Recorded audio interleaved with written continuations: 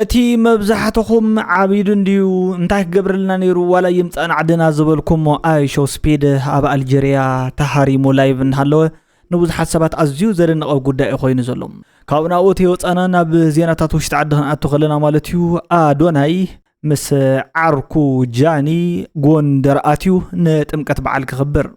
ناب زينا أسورة من حلف الأوان جنرال قوعش قابرة تجاويو زبهال زينا تمالنا سمعهم موصانيحهم نيركم بزعوان السو أمل كيتو زوز زينا ويكا حبريت هالو أمنا إلو معان تخنقركم كاب زينا جويا يوصانان أوريا ميديا زبهال حونا مالتيو ويكا بأوريا ميديا تفلتو تقالا سعي زبل هونانو أوريا ميديا زخونا مان إساي أب ساميت تأسيرو يبهالالو مغنيات مأسري أبزايلو معان تقوداي كن نقركم ينام موخي حانتي أزيا بتعمي تقرمن فلي زبلتن قداي اللام اتا قداي كأم كلتا من أسايسي بزايد ليتنا ناب تقراي تسعينا متئينا خبلو أب نايل ميديا قريبو مشنيرم سو زوم من أسيات زياتهم حادا قداي لو معان تقات إمو مالو اتزقات أمام قداي كافت فيديو تري وإزغوون نابنا لو معان تفيديو حيزوكم كسقري كبراتن فتواتن نبعال تمكتنكو عب سلامة بصحنا بصحكم نز channel زي حدا يستن تحرد أخوينكم سابسكرايب مقباركم ما يترسعوا ويل نبارات نحرد أخوينكم هناس أي رئيتهم حبتم تولد شدن كم شمو أجوخا تودي إزغل تبلو زلخا حق إيو كبل نتحسابي واو إلنا اللو كالي إخا أمالتيو إلاتنا اللي حفتيناتي مريم مالتيو بتعميق أني اللي جي اس سي فتحيادية مريم حادي أمالتي تعرفي تقومكوا جي اس سي لايك جير ولو نزي رئيتهم زرعي كبرات فتوتي هزبوم كبل نتنايت مال زنبرة مبرهيت هايلا مريم كا دس زبل مدبيو بزبل حجون هيل لايك جيرات طلا بزحات سبات يوم نزل فيديو فوتيكم مزلخم انا خاص لازفتكم بتعمي دسيلني كبرتي هابلي يقني اللي كبلوكم يزدلي نخلخم ابغون يمكنكم نزوم فيديو تاعتي اتفتوا من التتابعوا من زلخم نامنا لو ما انت فيديو حيزكم درقم كبلي أمخي بتقدمي زينا خنجمر كلنا شدن رياكتس 1 اتشيفد 10 شدشتن 14 سبسكرايبر بصحينا لنا مالتيو نمن حيزنا نعاكم حيزنا انا نابزي بصحينا يا زلنا نابت زقصل زلنا مدبينا حنسجر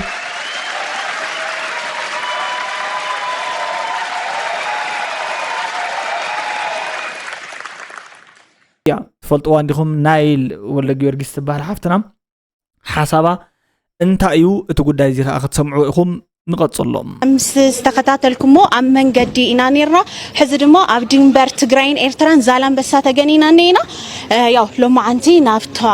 حتى ام زقربولا خنكد ندلينا توليدنا ناب زعبلنا الله زبلوا ከተማ አስመራ ይخدولو አቀባብላውንኒዮ ሁሉ ፕሮግራም ተከታተሉ حراي صبق زم كل ተመናሰያት بزحلف اوان بزحت سبات اكو انتاي كبل يوم غليص امم حدا سبات اب اسمرا زعبي اسمرا ختما خميكم تمچو بطعمي زفتوا يفلطايو سلازي كخيد يزدلي إلهم زغلص نيروم حدا سبات كا غدفو اندزي እዚ ጉዳይ እዚ እንታይ መልከተና ኮይኑ በሓፂሩ ናብ እስር ቤት እዮም ክኸዱ ደልዮም ዘለው ዝበሉ ነይሮም በዚ በለ በዚ ግን እቶም መናእሰያት ይኸደለው ተቀባብሎ ይራዩ እሺ ኦኬ كمان لهم بعد عن مصاهم نايل قدم نايل برافو نايل لخي بعد عن مصاخي سلام دي كله كمان مصاهم ما قد خمين ير ولكم عندهم حبيبي بعد عن مصاهم انا والله انا هيس والله ده عندي نايل هو نص غابه نسيت يغط كده امان دي كله كمان مصاهم دامو سولو ماكينه أبيو تقبلوا مدا اسكن رأيه نايل نسوم بالناس تي تبهيل الله مالتين اجر من قداس لزركب بقيو كم زينا بلو كيدو مالتيو دحراي كم زري زلخون دحر دا خوينو ابت خبابي بانديرا ايثيوبيا لن ابنتم قدعو بزلو دحر داريكم مخينكم سو زمسلني اب ناي تግራይ ቦታታትዩ እታ ፖል كم زري زلخون دحر دا خوينا اب كبابتا تراما ويك ازالان بسخون كم زغل بزحات سبات يغموت الله بونا غبازاي كوين زلفتي عدنا وبعل اول سعيديو اس تايم زولو تم فرنجسي اذن تيت بارادوكس قلبت بتاي ولكم ان يتحوسكم انديو انكو غبازكايا انويس نتم مناسي دليت لبوم ندحر ابدس زبلهم كنور دليوم انا قدمون ድሌት ልብኹም የስምረልኩም የልዮም ነይረ ሓሳብ ልብኹም የስምረልኩም የልዮም ነይረ ናብዚ ኣቢሎም ኣለዉ ወዲ ጣባ ንብርሃነ ኣይትእመንዎ ኢሉ ዝሕመዩ በዓል መንዮም ዝበሃል ጉዳይ ብስሩውን እዚ ኮ ምስጢር ኣይኮነን ዝሰርሕ ነይሩ እንታይ ዶ ይገብር ነይሩ እዩ ብርሃነ ማለት ሓድሽ ነገር ዝተዛረቦ ነገር ኣለዎ ዲ ክብል ይገሊፅዎ ዘሎ ዝሕመዩ ኣብ ውሽጢ ትግራይ ደለው ናብኣቶም ካብ ዝፅጋዕ ነውሕ ገይሩ እዩ ኣተሓሳስቡ እውን ብኡ መሰረት እዩ እዚ ሕጂ ኣብ ውሽጢ ትግራይ ዘለዎ ዝሕመዩ ዝበሃል ኣለዉ ዝሕመዩ በዓል መንዮም ማሊ ጠቂዕዎ ደሎ ስእሊ ኣብርሃ ተኽሉ ምስ ሓደ ብድሕሪት ተሳእሉ ብርሕቕ ተሳእሉ እዮም ኣብርሃ ተኽሉ ዲዋላ ካልእ ክኸውን ኣይፍልጥን እየ ዋላ እውን እንተኾነ ብከምዚ ኣገባብ ኣብ ሚድያ ምፅኡ ኣብቲ ከባቢ ናይ ምስ ኤርትራ ዝምድና ይግበራ ቅድሚ ሕጂ እውን ንሱ ክጅምሮ ከሎ ትፅምዶ ህዝቢ ንህዝቢ ዝበሃል ምስጢራውነቱ ሓልዩ ኣብ መንጎ ትግራይ ኣብ መንጎ ኤርትራ ዘሎ ህዝብታት ዝምድና ናብ ሰላም ንምምፃእ ነይሩ እዚ ዕላማ ዝሽቱ ወቂዑ ሕጂ ነቱ ንሱ ዝገበሮ ተመሊሱ ወይ ትሱ ፈልጦ ዝበሃል ባይዘ ወይ ዓበ ምስጢር ኣይኮነን ሰብ ህዝቢ ንህዝቢ ምርኻብ ምስጢር ኣይኮነን ኣደይ ክስቶ ኣብ ሰርሓ ዝነበረ ኣደይ ክስቶ ኣብ ዛላምበሳ ምስ ዝነበረ ኣደይ ክስቶ ተራኺበን ዝበሃል ብዙሕ ነገር ብዙሕ ዓበ ምስጢር ነገር ይብሉን ንሱ ከምቲ በቐዳይ ድበልኩኹም እሱ ዝፈልጦ ፖለቲካዊ ምስጢር የለን ከምቲ ንሱ ድሕስዎ ካብ ናይ ኤርትራ ሰበስልጣን እክለረኺበ ድብል ሓሶት እዩ ማንም ሰብ ዋላቶም ተጋሩ ክትኣምንዎ ይብልኮምን ምስ ኣወል ጥራይ ተራኺቡ ምስ ኣወል ከዓ ኣብ መንጎ ህዝብታት ዘሎ ናይ ሰላም መስርሕ ጀሚሮሞ ፅቡቅ ወይቲ ዳምፅኡ ስጋዕታ 12 ፅምዶ ዝነበረት ምስጋናና ወሰን የብሉ እንድሕሪኡ ብፍላይ ሕጂ ግን ኣብ መንጎ ህዝብታት እዚ ናብ ቅድሕም ትወስድ ዝኽእል ሓራይ ብኻልእ ባህላሲ ትሰምዕዎ ኣለኹም ምሽ ልፍዓተይ ተስፋዊ ከዓ ብርሃነ ገብረ ገርግስ ሓደ ነገር ገይሩ ነይሩ ክሳብ 12 ፅምዶ የቐፂለ እዩ ዝብል ንሱ እውን ንሳቶም ከዓ ዝብልዎ ዘሎ በዓል ወዲ ጣባ ማለት እዩ ከምዚ ዓይነት ጉዳይ ስለ ዝገበረ ብጣዕሚ ይቐኒልና ካብኡ ብድሕሪኡ ግን ንፈልጦ ተኣምር የለን ዚ ዓይነት እዩ ተብፅሕና እሞ ብድሕሪኡ ትዝቕፅልስ መዓልትና ክንገብሮ ኢና ጆኻ ኣይትፀገም ኢሎም ንብርሃነ ዳርጋ ኣፋንዮሞ ማለት እዩ ኣነ እውን ብጣዕሚ ኣዝየ ዝተገረምኩሉ ጉዳይ እዩ ከምዚኦም ዝገብሩኻ ማለት እዩ ብሓፂሩ ኣገልጊሉ ፈንዮሞ ወይ ከዓ ደርብዮሞ ክንብል ንኽእል ኢና ካብቲ ፅምዶሲ ኤክስክሉድ ንክገብርዎ ገሊኦም ዝፍትኑ ዘለው ምስቶም ዝጥርጠሩ ዝበሃሉ ኣብ ዓድና እውን ክፍፍል ናይ ምፍጣር ስራሕቲ ዝሰርሑ ኣለዉ እዮም ማለት ዘይጥርጠሩ ዝጥርጠሩ ዝሕመዩ ዘይሕመዩ ዝበሃል ሰባት ፈጢሮም እዮም ኣብ ከምዚ ዓይነት ጉዳይ ኣትዮም ዘለዉ ኣደ ሴም ታይም ምስቲ ፌደራልን ካልእን ምስቲ ናይ ኣብ ትግራይ ዘሎ ናይ ፖለቲካ ሓይልታት እውን ኣብ ምጥርጣርን ኣብ ካልእን ክእቱ ዝኽእል ሓደገኛ ብሓዊ ዝፃወት ስለ ዘሎ ኩልኹም ቶም ተጋሩ ኣና ይፃረፍን እየ ግን መገዱ ተድሕዝ ፅቡቅ እዩ ሓራይ እዚ ትሪእዎ ዘለኹም ከዓ ሰነፍ ነዳይ ፈራሕ ስስዖ ዘተ ዝብል ፅሑፋት ፅሒፉ ዘሎ ሓደሽተ ቲሸርታት ሰሪሑ ዘሎ ፍጹም ጀብየ ዝበሃል ካብ ሾለና መስመራ ዝኣተወ ብህግደፍ ትካል ዝተዋሃቦ ኣገልጋሊ ኢሳያስ እዩ ንህዝቢ ኤርትራ ኣይውክልን እዩ ዝብል ማዕበል ክፍለ እዩ ዝገልጾ ዘሎ ተሓሳብ ሃገር እውን መጽ ነይሩ ይቀድም ኣብ ዘመነ ፌስቡክ ስፔሻሊ ናይ ፌስቡክ ናይ ቀደም ውፅአት ይትፈልጥዎ ኢኹም ዝወዲ ሕጂ ምትሕዋት ከይፍጠር ንህዝቢ ኤርትራ ውሽጢ ሃገር ዘሎ ስለዘይውክል ኩሉ ኢንዲቴይል ነጊረኩም ኣብ ኤርትራ ዝግበር ብፍላይ ኣብ ኣስመራ ብፍላይ ኣብ ዘን ከተማታት ዝግበር ሓበሬታ ስለ ዘለና ብዙሕ ከይተሃወኩም ነቲ ህዝቢ ጃጅ ከይትገብርዎ ሓደራ እዚ ፍጹም ጀቤ ይድበሃል ፍጹም ጀቤ ዝበሃል ኣብ ሽወደን ይነብር ነይሩ ተጋዳላይ እዩ ተጋዳላይ ነበር ፍጹም ጀቤ ይበሃል ኣብ ሽወደን እዩ ዝነብር ነይሩ ደቂ ሽወደን ፅቡቅ ጌርኩም ትፈልጥዎ ኢኹም ቁርብ ውዒል እዩ ዘረባዊ ንሓውስ ይሕሱ እዩ ቁርብ ይሕሱ እዩ እዚ ብኩሉ ክንደይ ግዜ እውን ይሕሱ እዩ በቃ ከምዚ ረኣይኒ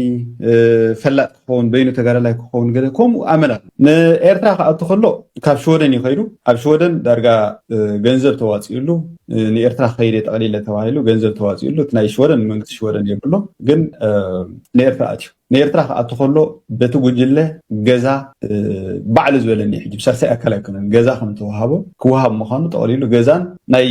ቤት መግብሪ ከምዚ ካይንድ ኦፍ ሆቴል ከም ዝተዋሃቦ ከምዚ መናፈሻ ከም ዝተዋሃቦ ንዓይነ ገይሩኒ ወዲ ጣባ ኣብ ኣስመራ ኮይዱ ነጊረኩም ነይረ ቅድሚ ሕጂ ኣብ ኣስመራ ኮይዱስ ምብላዕ ከሊኦምኒ ኣብ እንዳ ጀቤ ኮይኖም መንእስያት ፈራሪሖምኒ ኢሉ ናይ ፀጥታ ደው ኢሉ ኣብኡ መፅኦም ከም ዘጋላገልዎ ኣብዚ ናይዚ ሬስቶራንት እዩ ትዝብልኩም ናይዚ እዚ ፍጹም ጀቤ ዝበሃል እዚ ሕጂ መንግስቲ ሂቦ ገዛ መንግስቲ ሂቦ ትካል መንግስቲ ሂቦ ካብዚ ጠቕሊሉ ኣትዩ ማለት ካብ ደገ ኣብ ስደት ምዃን ምስ ኣበዮ ንኤርትራ ኮይዱ ኣብ ኣስመራ ኮይዱ ግን ትካል ተዋሂቦ ስለዚ ብኻልእ ባህላ ሓድሽ ጉዳይ እዩ ጀሚሩ ዘሎ ወይ ከዓ ሓድሽ عدلي ناي سرح عدل كون الليلس حدش من قد يمصينا زلو زبليو معبل كفلاي زارو زلو فصوم جبي وي كانو ودي جبي زبحال ويل ابدي تريو زلهم ጌታቸው ከይረዳ ዝብልካ ብዛዕባ ጮያ ጉዕሽ ገብረ ብዙሕ ክብል አይደልን ብዛዕባ መንነትን ጅግነቱን ኩሉ ዝፈልጦ ዝመስለኒ ጮይቱ አብዳጋ ሶሉስን ዳዕራ ሓፋሽን 30 ሓዳር ቃልሰ ተሳዒሩ እዩ ገገዛኹም ኪዲሎም ዑና እንዳቦኦም ኣብ ተሓብኡሉ ሰዓት ጉዕሽ ብጾቱን ጉዕሽን ብጾቱን ሰራዊት አኪቦም አኻኺቦም መሪሕነት መሊኡ ከይጠፍእ ኩሉ ዝፈልጦ መስተንክር ሰሪሖም እዮም ድሕሪኡ ዝሰርሕዎ ዝገበርዎ ንግዚኡ ይጽንሐልና ታይዳ ተፈጢሩ ካብ መዝነቱ ቅድሚ ዓመት ብዘይ ኣግባብ ዝተልዓለ ሰብ እንታይ ትእዛዝ ክጥሕስ ይኽእል ምጸላ እርክብከ እንታይ ማለት እዩ እቱ ሓቂ ጉዕሽን ብጾቱን ኣብ ናይ ላዕለወት ኣዘዝቲ ጨብረቕረቕ ክንኣቱ የብልናን ዝብል መትከል መሓዞም እዩ በዚ ጨብረቕረቕ እዚ ሓይሊ ከይብተን ዝተማጎተ መትከላዊ ድሕሪ ሓደ ዓመት በዓሎም ዝበተንዎ ሓይሊ ይብተናሎ ኢልካ ናብ ካልእ ገበን ምእታው ባህሪኦም ካብ ምቅላዕ ወፃኢ ካልእ ትርጉም የብሉን ጉዕሽ በዓሉ ዝሃነፃ ሰራዊት ይሕዲጎም ከይተረፈ ምስክል ተዓጀብቲ ኮይኑ ይፈርሕዎ ኣብ ጨብረቕረቆምን ኣብ ስርቆምን ኣብ ለኽበጥበጦምን ስለዘየለ ዝጠርጠርናዮ ኩሉ ገበነኛ እዩ ዝብል መግለፂ ጉሓላሉ ናይ ጥንቲ እምነቶም ስለዝኾነ ብዙሕ ኣየግረመለይን ክእሰሩ ዝግብኦም ለያው ብሹም ሕጊ ጀጋኑ ዝጭወዩላ ትግራይ ኣንጻር ህልውና ትወፍር ጥራሕ እያ ኩሉ ብዛዕባ ህልውና ትግራይ ዝግደስ ኩሉ ኣንጻር እዞም ቀጠፍቲ ክወፍር ክኽእል ኣለዎ እዚ ጉዳይ እዚ ንኩሉ ትግራዋይ ኣሸቁሪርካ ናይ ምግዛእ መንገዲ እምበር ሓደ ጉዕሽ ብምጭዋይ ዝውዳእ ከም ዘይኮነ ክፍለጥ ይግባእ በይኖም ክሳብ ዝተርፉ ክጨዊና ላዕልን ታሕትን ምባሎም ኣይተርፍን ብዝኾነ ምክንያት መሳሊ ፈጢርኩም ልቐቕዎ ይብላ ኣሎ ማለት እዩ ምክንያት መሳሊ ፈጢርኩም እሲ ልቐቕዎ እምበር ብዘይ ገበኑ ወይ ከዓ ብዘይ ጠፋኣቱ እዩ ተጨዊ ዘሎ ዝብል ጉዳዮም ተዛሪቦም ዘለዉ ባህር ነጋሲ ተኣሲሩ ኣብ ማሕበራዊ ሚድያ ብምንጣፍ ንፈልጦን ወናኒ ኦርያ ሚድያ ዝኾነ ባህር ነጋሲ ኣብ ኣዲስ ኣበባ ሰሚት ከም ተኣሰረ ቅድሚ ሰዓታት ኣፅሓፉ ፅሑፍ ንምፍላጥ ተኻዩ ባህር ነጋሲ መዋፅኦ ይፍጠረልካ ባህር ነጋሲ በዓሉ ንግዚኡ ምክንያቱ ብዘይተፈልጠ ኣብ ኣዲስ ኣበባ ሰሚት ተኣሲረ ኣለኹ ቤተሰብን ፈተውትናተይን ጉዳይ ካብ ኣበራ ንጉስ ሕተቱ ምሳይ ስለ ዝነበረ ክብል ገሊጹ ኣሎ ናብ ኣበራ ንጉስ ክንከይድና ኣበራ ንጉስ ከዓ ብዛዕባ ባህር ነጋሲ ሓበሬታ ንዝትደልዩ ፈተውትን ኣዕረኽቱን ነጋሲ ካልኣዩ ከባቢ 1 ሰዓት ፈረቓን ናይ ምሸት ኣብ ከባቢ ሰሚት ፍየል ቤት 20 ሜትር 3 ኮይና ናይ እግሪ ምንቅስቃስ እናገበርና ከለና ሲቪል ክትትላት ኢና ዝብሉ ክልተ መናእሰይ መጽኦም ንድሌካ ኢና ኢሎሞ ናብ ሰሚት ከባቢኡ ሰሚት ኣከባቢ ፖሊስ ጣብያ ወሲዶም ኣሲሮም ኣለዉ ብምንታይ ገበን ከም ዝተጠርጠረ ክነግሩና ፈቃደኛታት ኣይኮኑን ኣብቲ ውሽጢ ኣትየ ንሓለፍቲ ዝርዝር ሓበሬታ ንምርካብ ፈቲነ እየ ግን ድማ ሓለፍቲ ስለዘየለዎ ኣይኮነለይን ንግሆ ናብ ስራሕ ይኣቱ እዮም ስለዝተባሃልኩ ንግሆ ሓበሬታ ሓቲተም ስረኸብኩ ዝርዝር ሓበሬታ እናጋ ከፍልጠኩም ወይ ከዓ ንግሆ ከፍልጠኩም ድሕንነቱን ሃለዋቱን ውሕስ ኣብ ዝኾነ ሕጋዊ መዕረፍ ስለዝተኣሰረ ክትሻቐሉ ኣይግባእን ብዝብል ከዓ ሓበሬታ ኣበራ ንጉስ ከዓ ገሊጹ ኣሎ ማለት እዩ ስለዚ እዚ ጉዳይ እዚ ካብኡ ናብኡ እዩ ንሱ ናበራ ንጉስ ሕተትዎ ብዛዕባ ክትፈልጡ ተደሊኹም ኢልና ነይሩ ኣበራ ንጉስ ከዓ ኣይትሻቐሉ ኢልና ኣሎ ወል ዘሻቕል ነገር كون أي كألني بزبل قنت خونم إسارو كم زينا سمعنا قليسنا يلنا مالتيو نقصلنا بتزقصل ذلو حدوش ጋይስ አይሾ ስፒድ በአልጄሪያ ውርደት ነው የገጠመው ህዝቡ ሃይላንድና ጫማውን እየወረወረ እንግዲህ ጭንቅላቱን ሳይቀር ፈንክቶ አይሾ ስፒድ ከም ዝትሪእዎ ዘለኹም ኣብተና ኢትዮጵያ ዝነበረ ቆጻንሒቱ بسلاماو منقدي እዩ አጠናቂቁ ክልተ መዓልቲ ከዓ ክውዕል ነይሩኒ ክብልውን ተዛሪቡ ነይሩ እንተኾነ ግን ኣብ አልጄሪያ ከይዱ ከምዚ ዓይነት ነገር አይገጠሞን ኩዕሶ ነይሩ ሽዑ ከዓ ጾታታት እዩ ዝግበር ነይሩ ማለት እዩ ኣብቲ ስታዲየም ኣትዩ ብዙሕ ነገር ክዛረብ ጀሚሩ ብፍላይ ከዓ በጣም ደስ ይብል ዝበዝ ከላይ እንግዲህ እንደምትመለከቱት በሃይላንድና በጫማ ሳይቀር እየወረወሩ አይሾ ስፒድን ሲመቱስ ነበር ታዲያ እንግዲህ ብዙሓት ሰባት እዮም ሲሒተው በዛሬው ዕለት አይሾ ስፒድ አልጄሪያ ተገኝቶ ላይቭ ስትሪም እያደረገ ነበር በዚህ መሃል እንግዲህ አንድ ስቴዲየም ውስጥ እየተደረገ የነበረን ጨዋታ ለመመልከት ወደ ስቴዲየም ይገባል እናም ስቴዲየም ውስጥ የነበረው ህዝብ እጅግ ብዙ ከመሆኑ የተነሳ አይሾ ስፒድ ህዝቡ በጣም ያምራል እያለ ሐሳቡን እየሰጠ ነበር ህዝቡም አይሾ ስፒድን ሲመለከተው ከላይ በመተመለከቱት መልኩ ሃይላንድና ጫማ እየወረወሩበት ባይደማም እንግዲህ ተፈንክቶ በጋርዶች ታጅቦ እጅጉን ስሜታዊ ሆኖ እንባ የቀረው ንግግር እየተናገረ ላይቭ ስትሪሙን አቋርጦ ወጥቷል حرا بتعميو تناديدو አይሾ ስፒድ ብዙሓት ማለት እዩ ኣብ ልዕሊኡ ዝኾነ ነገር እንዳደረበዩ ከምዚ ትሪእዎ ዘለኹም እንዳገበሩ መስውጾ ብጣዕሚ ተናዲዱ ብጣዕሚ በስጠው ጠሪዱ بسرون كابت خعصو ستاديوم مالتيو እንዳተበሳጨው ይወጽዩ አነ ዝገበርኮ ነገር የለን ገለገለ خبልዩ ሐሳቡ እንዳገለጸ ወጽዩ ነት ላይቭውን ከትገሩ ይወጽዩ በጠቅላሉ ማለትዩ ሕጅብ ሰዓት እዚ ኣብ ሞሮኮ ቅድም ሰዓታት ላይቭ እናገበረ ማለትዩ አዝዩ በጣም በፍሉይ ዝኾነ ቪው ወካ 290 ሽህ ተዓዛባይ ብዘለዎ ላይቭ ስትሪም ከአ ላይቭ ስትሪም ይገብረሎ 49 ሚሊዮንን 450 ከባቢ አሽሓት ከአ በጽሕሎ ዳይና 50 ሚሊዮን ናበለ ይዝቅጽ ዘሎ አምሮኮ ዝነበሮ ዋዕላ ወይ ከአ ዘሎ ናይ ላይቭ ስትሪም ከአ በጣም ኢንጆይ ይገብሮ ከም ዝነበረን ከምቲ ናይት ማለኻ ብተመሳሳሊ ሕጅውን ናብ ናይ ኩዕሶ ቦታ አትዩ ከጸወታታት ክከታተል ከም ዝጀመረን እዩ ሪኢና ማለትዩ በጣም ፍሊዝ በለ ዩቲዩበር እዩ ወይ ከአ ፍሊዝ በለ ላይቭ ስትሪመር እዩ በጣም ከአ ዝድነቅ እዩ ክሳብ ክንዲዝ ዝአክል መስዋዕት ከፊልካ ላይቭ ስትሪም ከመሓላለፍ ከም ዝኽእል እዩ ሓቢሩ እዚ ፍቱውን በጣም ደስ ባህልን ዝኾነ አርቲስት ነጻነት ወርቅነህ ናይ ቀብር ስነ ስርዓቱ ሎም ማዓንቲ ነይሩ ኣብዚ ብቀጥታ ፈነወ ኣብ ኢቢኤስን ኣብ ሙሉእ ቤተሰቡን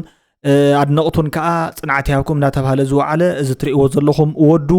አቦይ በጣም አዝዩ ደስ ባህል ሰብ ነይሩ ክብል ይገልጽዎ ዘሎ ሓዘን ወዱ ከአ ብከምዚ ይገልጹ ነጻነት ወርቅነህ was a good man, a devoted husband, and the best father I could have possibly asked for. ስለዚ አነ ካብ ዝፈልጦ ነጻነት አቦይ እቲ በጣም አዝዩ ደስ ባህሊ ሰብ ነይሩ ደስ ባህሊ በዓል ቤት ነይሩ በጣም ከአ ደስ ዝብል አቦውን ነይሩ ዲቮትድ ማለት ኩሉ ዘመኑ አገልግሉ ንኽሐልፍ ናይ ሓዳር ሰብ ነይሩ አቦ ምዃን ይኽእል በጣም ዝብል ሓሳብ ይገልጹ ዘሎ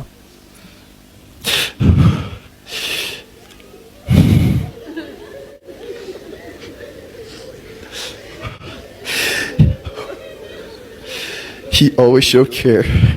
for the ones he loved and made everyone around him smile. كل ጊዜ ዝፈትዎ ነገር እዩ ዘርኢ ወይ ከአ ምስ ዝፈትዎ ነገር ይሰርሕ ብዙሕ ኣብ ከባቢኡ ዝርከብ ሰብ ከአ ጎይታ ሰሓቅ ስለ ዝኾነ ክምስ እንተይበለ ኣይሐልፍን ይስሕቅ እዩ በጣም እዩ ኣብ ጥቑ እንድሕር ኮይንካ ትስሕቅ እምበር ኣይትሓዝንን ማለት እዩ I don't know where I'd be without him. ታይ ክኸውን ከም ዝኸውን ድሕሪኡ ኣና ይፍለጠንን ማለት ኣምላኽ ይዝፈልጥ ብድሕሪኡ ዝኾነ ኣና ይፈልጦን እየ He was everything I could have possibly asked for in a father. እዚ እዩ ገሊጹ ማለት እዩ ፍሉጥ ኢትዮ ሊድ ዝበሃል ሓደ ዌብ ፔጅ ከአ እቲ ፍሉጥ ዝኾነ ጆን ዳንኤል ዝበሃል ወይ ከአ ዮሐንስ ዳንኤል ኣብ ቀረባ እዋን ኣብ ዝገበሮ ናይ ቀጥታ ፈነወ ዝኾነ ናይ ጥዕና ፀገም ከም ዝገጠሞ ንሰዓብቱ ኣመሓላሊፈሎ ክብል እዩ ገሊጽዎ ዘሎ ማለት እዩ ሓደ ግዜ ከአ ምስ ኣእምሮኡ ዝተተሓዘ ሕማም ከም ዘለዎን ካብ 5 ግዜ ንላዕሊ ኣብ ሆስፒታል ከም ዝተመላለሰን ይኹን እምበር ነቲ ዝገጠሞ ፀገም ግን ብዝርዝር ከረድ ኣይከኣለን እንታይ ማለት ምዃኑ ግን ናይ ጥዕና ፀገም ምዃኑ ብዙሓት ዘረባታት ኣልዒሉ ተዛሪቡ እዩ ማለት እዩ ኣብቲ ውሽጢ እስር ቤት እናሃለወ ንኣስታት ሓደ ዓመት ዝኸውን ኣብ ፀንሐሉን ሓደ ዓመትን 6 ወርሕን ገለብ ዝኸውን ብፍላይ ከአ ትገይርዎ ዝነበረ ጉዳይ ትፈልጦ ኢኹም ተኣሲሩ ከም ዝነበረ ጆን ዳንኤል በርሀ ምስኡ ተተሓይዙ ናይ ጥዕና ፀገም ኣብኡ ከም ዘጋጠሞን ብዙሕ ናይ ምስኡ ተተሓይዙ ናይ ምምሕያሽ ነገር ወይ ከአ ድሕሪ ምርመርኡ ከአ ምንም ውፅኢት ከም ዘይረኣየን ብጸሎት ክትሕግዝዎ ከም ዘለኩም ተማሕፂኖሎ ጆን ዳንኤል በጣም ኣዝዩ ደስ ባህልን ናብ ሕፃፅ ቀዲሙ ዝተረኽበን ሓጋዝ ህዝቡ ኣብ ጎን ህዝቡ ዝነበረ መንእሰይ እዩ ኩላህና ንፈልጦ ኢና እዚ ጉዳይ ከአ ማለት እዩ ኣብቲ ዝቕፅል ዘሎ ቪድዮ ሒዘኩም ክሰግር እንተለኹ ኣብ ዝቕፅል ዘሎ ቪድዮ ኣዝዩ ዝገርም እዩ ጆን ዳንኤል ኢልና ናብ ኣዶናይ ኢና ንሰግር ዘለና ኣዶናይ ከአ ኣብ ጎንደር ይዝርከብ እንኳን ደሓን መጻኻ ይብልዎ ኣለዉ እንኳን ወደ ውቢቷና ወደ ታሪካዊቷ ሀገር ጎንደር በሰላም መጣ እንግዲህ ከመጣህ ዓመት ባሉን ከኛ ጋር ለማክበር ስለመረጥከን በጣም እናመሰግናለን ሁላችንም ጎንደር በበዓል ጥምቀት ኣዝዩ ካሸብሪቆም ወይ ከአ ተሸላሊሞም ተኣጋይጾም ካብ ዝውዕሉ ቦታታት ሓደ እዩ በዓል ጥምቀት ከአ ኣብ ጎንደር ብፍሉይ ከም ዝኽበር ይፍለጥ እዩ ኣብ ሙሉእ ኢትዮጵያ ኣብ ከባብታት ኢትዮጵያ ማለት እዩ ኣብ ጎንደር በዓል ጥምቀት ይኽበር ኣብ ከባብታት ትግራይ ከአ ብፍሉይ ማለት እዩ ኣብ ከተማ ማይጨው ይኽበር በዓል ጥምቀት ስለዚ ነዚ በዓል ጥምቀት እዚ ምስ ዓርኩ ዝኾነት ጃኒ እዮም መጽዮም ዘለው ከምዚ ኸኣሰብ ኣቀባብላ ገይርሎም ኣሎ ኣዶናይ ድፍር ዝበለ ሰብ እዩ ኣዝዩ ማለት እዩ ዋላ ሓንቲ ነገር ካብ ዘይስምዖም መንእሰያት ሓደ ኢኸም ዝትርእይዎ ቀጢሉ ከዓ ኣብ ከባቢ ጎንደር ኣትየሎ ፌመስ ኣዶናይ ወይ ከዓ ናይ ኢትዮጵያ ኣይሾስፒ ዝኾነ ኣዶናይ ኣብ ጎንደር ብኸምዚ መልክዑ ኣመላኺዖም ብጽቡቕ ከዓ ማለት እዩ ሓሳቡን እናገለጸ ወይ ከዓ በቶም ኣድነቕቱን ሰዓብቱን እንዳተኸበረ ሆ እንዳተባሃለ ውዒሉ ዘሎ ክንብለኩም ንደሊ ክቡራት ወፍትዋት ተኸታተልቲ ሽደን ሪአክትስ ዋን ነዚ ናይ ሎማዓንቲ ቪድዮ ብኸምዚ ተኸታተልኩሞ ብጣዕሚ ኣዝዩ ደስ ዝብል ፕሮግራም ከም ዝነበረ ኣይጠራጠርን ልዋም ቅነ ኾነልኩም እየ ዝምነ ሩሑስ በዓል ጥምቀት ሃፒ ኤፒፋኒ ንኹልኹም ኣመንቲ ሃይማኖት ክርስትና ንኹልኹም ኣብዚ ቻናል እዚ ሓሳብኩም ትገልጹ ዘለኹም ከዓ ብጣዕሚ ይቐኒየለይ የኽብረለይ ክብለኩም ይደሊ ጽጽቡቕን ከስማዕና ቻው ጉድ ላይት ንሕና ሕደ ተሓዋተ ኢማንቱ እዩ